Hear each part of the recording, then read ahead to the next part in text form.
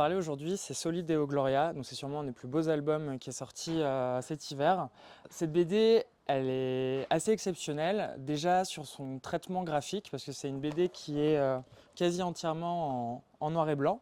Ça imite en fait les techniques de la gravure. Donc c'est une bande dessinée qui se passe dans une Europe fantasmée du XVIIIe siècle. On suit deux jumeaux, Hans et Elma, orphelins, qui vivent dans un monde qui ressemble en fait à celui des frères Grimm, donc un monde très sombre, très poisseux, très hostile. Et en fait, ces deux jumeaux, ils ont un don fabuleux pour la musique. Et là où le traitement de la graphique de la bande dessinée est hyper intéressant, c'est que justement, dans les moments où il y a de la musique, en fait, on a de la couleur à l'image. Et ce qui fait que visuellement, en fait, c'est absolument splendide.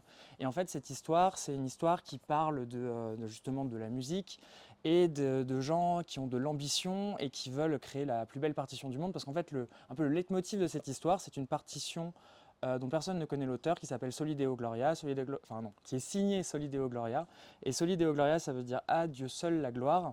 Et en fait, le thème de cette bande dessinée, justement, c'est de montrer que en cherchant justement le plus beau, les hommes ont tendance justement à chercher leur gloire personnelle, ce qui les mènera à leur perte. Et donc c'est un super album en une dizaine de chapitres et vraiment c'est splendide, moi je la recommande à tout le monde.